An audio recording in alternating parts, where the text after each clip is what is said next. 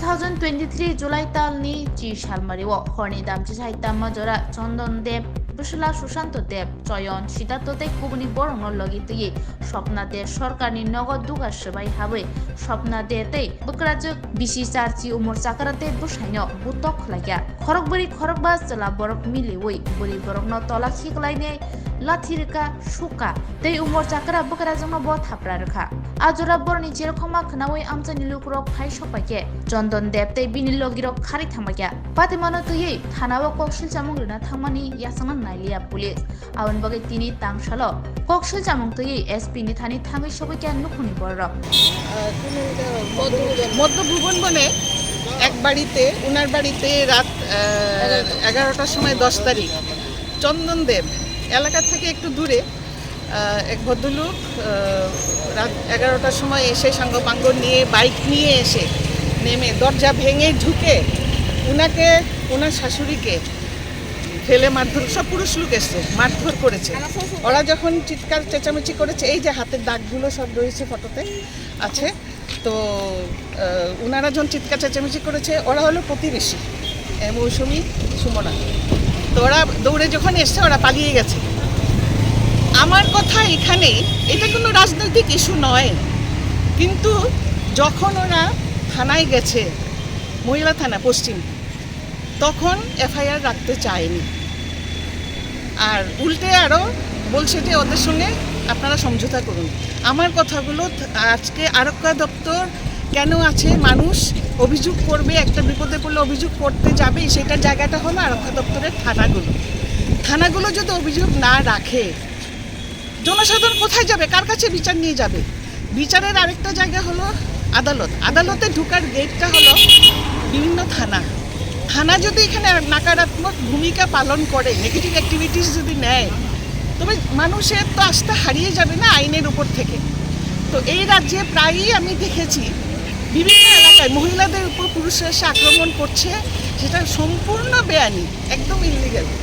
সেই জায়গায় যখন থানাতে যায়, থানা বাবুরা এবং থানার যারা মহিলা থানার যারা কর্ত্রীরা আছেন, অফিসাররা আছেন, ওনারা কেন অভিযোগপত্র রাখতে চান না? 1 নম্বর। 2 নম্বর, অভিযোগ রাখলেও রিসিভ কপি ওনারা দেন না। রিসিভ কপি কেন দেন না সেটা আপনারাও ভালো করে জানেন, এখানে বলতে গেলে অনেক বড় বৃত্তান্ত হবে। আমার কথা হলো, থানা যদি এরকম নেগেটিভ অ্যাক্টিভিটিস যদি করে, মানুষের সঙ্গে অভিযোগ না রাখে, উল্টে হুমকি দেয়, লোক আর জনসাধারণ কোথায় যাবে, কার কাছে যাবে?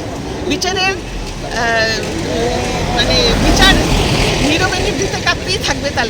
তাই আমরা আজকে বাধ্য হয়েছি সুপারিনটেন্ডেন্ট অফ পুলিশের কাছে এসে এই অভিযোগটা আমরা করছি, দেখা যাক উনি কী করেন। বা কারা এই আক্রমণের সঙ্গে জড়িত আইডেন্টিফাই করতে পেরেছে কি ওরা? এখানে আমি একটু ঘটনাটা বলতে হবে। চন্দন দেবের মেয়ে 14 বছর বয়স, উনার হাজবেন্ডের নাম টিঙ্কু দে, ছেলের নাম মুনাই দে, 17 বছর বয়স, একসঙ্গে পড়ে, পালিয়ে গেছিল 2 মাস আগে। পালিয়ে যখন গেছে, ওরা মাইনর, অপ্রাপ্ত বয়স্ক, 2 পক্ষেরই বাড়ির অভিভাবকেরা ওদেরকে ধরে এনে থানায় দিয়েছে। থানা থেকে ছাড়িয়ে বাড়িতে নিয়ে এসছে, এখানে মিটমাট হয়ে গেছে, 2 মাস হয়ে গেছে।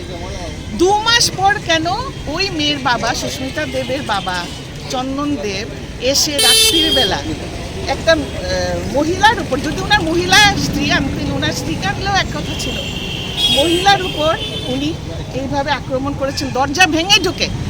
এই বেআইনি কাজকর্ম এলাকাবাসীও সমর্থন করছে না, কিন্তু এলাকায় কিছু সকল নেতা আছেন, এটাতে প্রচণ্ডভাবে বাধা সৃষ্টি করছেন। আমি কোনো পার্টির নাম এখানে নিতে চাইছি না। আমি চাইছি এইভাবে যদি থানা বাবুরা বা থানার আধিকারিকরা নাকারাত্মক ভূমিকা যদি পালন করেন, জনসাধারণ কার কাছে যাবেন? আমরা এই জন্য এসপি সাহেবের কাছে এই জন্য এসেছি, যে দোষী তাকে শাস্তি দেওয়া হোক, তাহলে জনসাধারণ একটু আস্থা থাকবে পুলিশ দপ্তরের উপর।